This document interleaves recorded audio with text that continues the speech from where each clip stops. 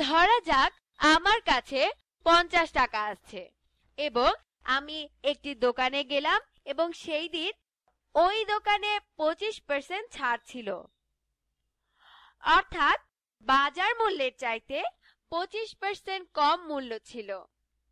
এর মানে হলো যদি কোনো জিনিসের বাজার মূল্য 100 টাকা হয় তবে আমি এটি 100 টাকার 25% কম দামে পাবো। তাহলে আমার কাছে যদি 50 টাকা থাকে তবে আমি বাজার মূল্যের সর্বোচ্চ কত টাকার জিনিস কিনতে পারবো? তাহলে এবারে এসো একটু হিসাব করা যাক।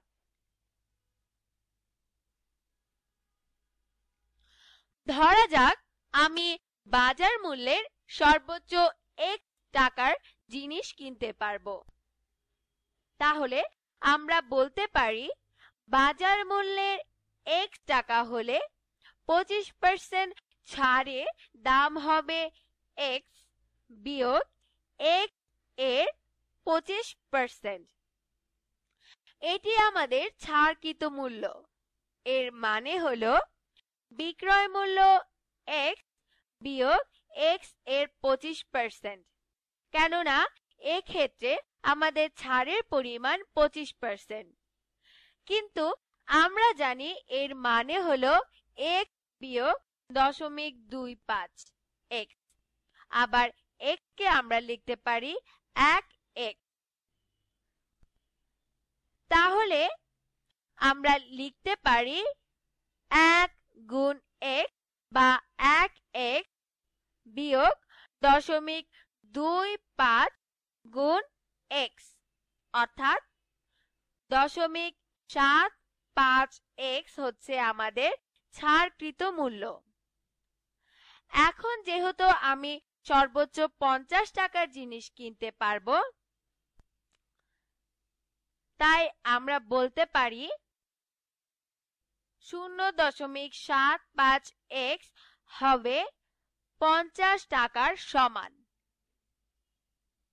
এখন x যদি এমন কোনো সংখ্যা হয় যার জন্য ছাড়কৃত মূল্য 50 এর বেশি হয়, তাহলে আমি জিনিসটি কিনতে পারছি না।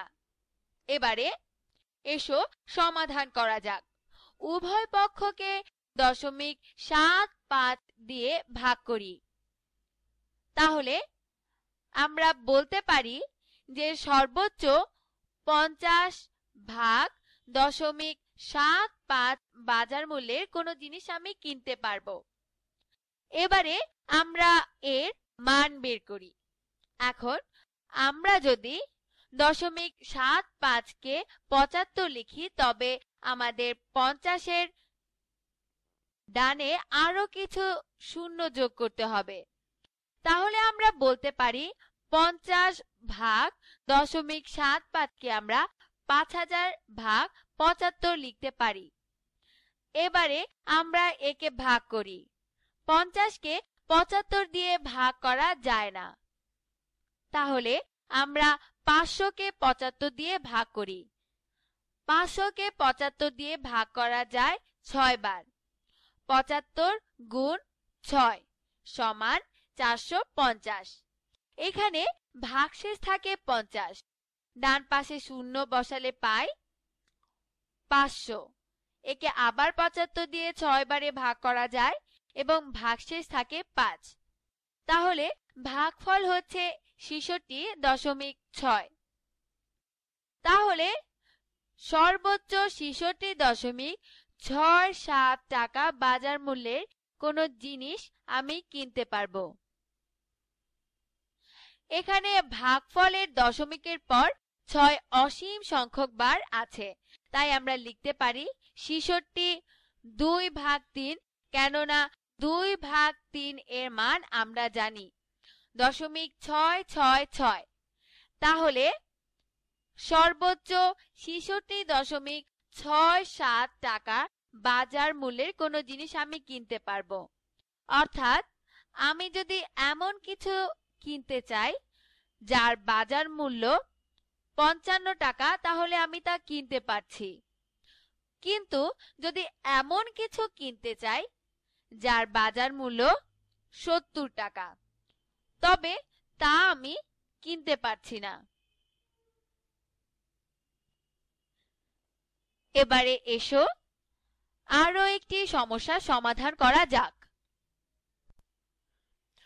ধরা যাক আমি 100 টাকা দিয়ে শুরু করলাম। 1 বছর পর এর বৃদ্ধির হার ছিল 25%।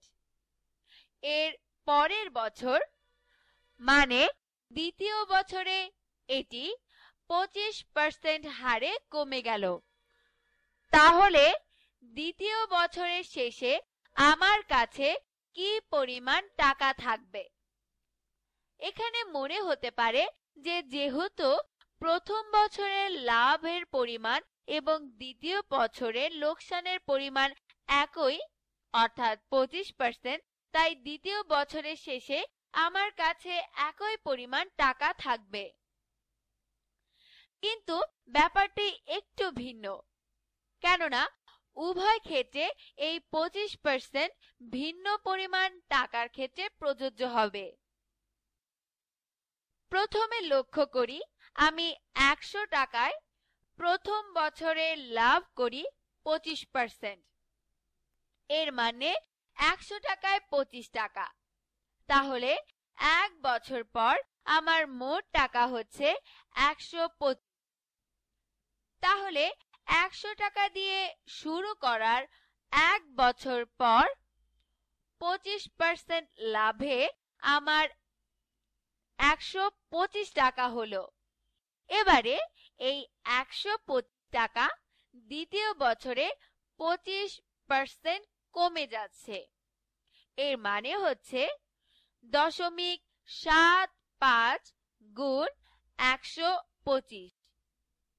এই হিসাবটি আমরা আগের অঙ্কটিতে করেছি যে কোনো কিছু 25% হারে কমে যাচ্ছে মানে এটি এর আসল মানের 75%। তাহলে এবার 125কে 0.75 দিয়ে গুণ করা যাক।